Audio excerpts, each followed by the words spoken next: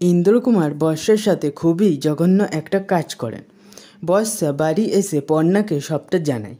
সেই কথা বাড়ির সকলে জানতে পেরে সকলে ভেঙে পড়েন। পিগলু এক সাইডে দাঁড়িয়ে দাঁড়িয়ে বলতে থাকেন, সত্যিই তো আমার ভুল। আমি কেন যে ওকে এই কাজ যেতে দিলাম? নতুন জায়গায় আমার ওর সঙ্গে যাওয়া উচিত ছিল। আচ্ছা, তার মানে জিনিয়া সব জানতো? এই বলে পিগলু জিনিয়াকে ফোন করেন। জিনিয়া পিগলুর ফোন দেখে বলতে থাকেন, পিগলু আমি জানি। পিগলু তুই আমায় কেন ফোন করছিস, কিন্তু আমি কি বলবো তোকে ফোন ধরে? আমি জানি না। আমি বর্ষাকে বাঁচানোর চেষ্টা করেছিলাম রে পিগলু, কিন্তু আমি পারলাম না। জিনিয়া বর্ষাকে কিভাবে বাঁচানোর চেষ্টা করেছিল আসুন সেই নিয়ে আলোচনা করি। জিনিয়া অফিসে থেকে অন্য একটা ঘরে এসে বলেন, আমি জানি দাদা বর্ষাকে কেন দেখেছে, কিন্তু বর্ষা যে এইভাবে একা চলে আসবে সেটা বুঝতে পারিনি। আর এই গানটা তো ছুতো মাত্র, এটাই তো ওনার নেচার। তবে কি বর্ষার হালও বাকিদের মতো হবে নাকি? না না, এটা আমি কিছুতেই হতে দেব না, কিছুতেই না। আমার বর্ষাকে আটকাতেই হবে। এই বলে বর্ষাকে মেসেজ করছিলেন। সেই সময় ইন্দ্রকুমার চলে আসেন। জিনিয়াকে বলেন, কিছু মেসেজ করছিলে? জিনিয়া একটু ঘাবড়ে বলেন, মেসেজ আমি? এই বলে ইন্দ্রকুমার জিনিয়ার থেকে ফোনটা নেই এবং মেসেজটা পড়তে থাকেন। ইন্দ্রকুমারকে বলে দাও তুমি গান গাইবে না, যত তাড়াতাড়ি সম্ভব ওইখান থেকে বেরিয়ে এসো। এরপর জিনিয়াকে বলেন, যে থালায় খাচ্ছ সেই থালাতেই ফুটো করছো তো তুমি জিনিয়া? পূর্ব পরিচিত বলে তোমাকে আগাম সাবধান বার্তা পাঠাতে হয়? একটু বেশি দরদ দেখানো হয়ে যাচ্ছে নাকি? ও বুঝেছি, চাকরিটা বোধহয় হয় গলার কাটা হয়ে গেছে, তাই না? এটার আর দরকার নেই। বেশ, কাল থেকে তাহলে তোমায় কাজে আসতে হবে না। ইনফ্যাক্ট এখন থেকেই চলে যেতে পারো। জিনিয়া বলেন, দাদা প্লিজ এরকম বলবেন না, প্লিজ, এই চাকরিটা আমার খুব দরকার।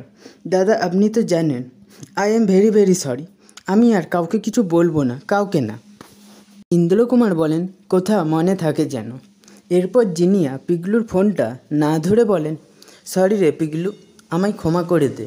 আমি জানি না এই অন্যায়ের শাস্তি কী হবে, তবে এই মুহূর্তে চাকরিটা আমার খুব দরকার ছিল রে পিগলু, আর ইন্দ্রকুমারের সাথে লড়াই করার ক্ষমতা আমার নেই।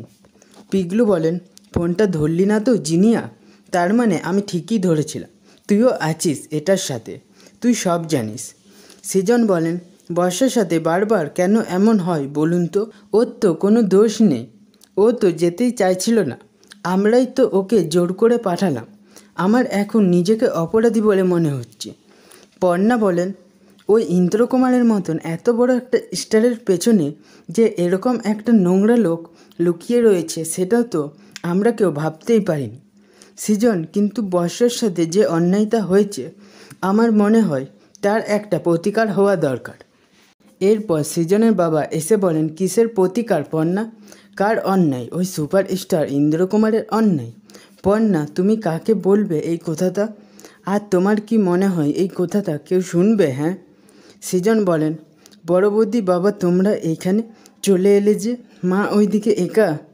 সৃজনের বাবা বলেন, মাকে শুইয়ে রেখে এসেছি।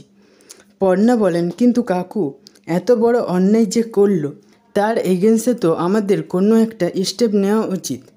সৃজনের বাবা বলেন, ইন্দ্রকুমার কিন্তু যে সে লোক নয়, তাই আমার মনে হয় এই ব্যাপারটা নিয়ে ভেবে লাভ নেই। আমাদের মেয়ের ভাগ্য আমাদের মেনে নিতেই হবে আর কি। পর্ণা বলেন, কিন্তু কাকু আমরা সবটা জেনে শুনে চুপ করে বসে থাকবো? অন্তত লড়াই করার একটা চেষ্টা তো করব। সৃজন বলেন, পর্ণা এইবারে বোধ হয় আমরা সত্যি কিছু করতে পারবো না। কী নিয়ে লড়বো আমরা?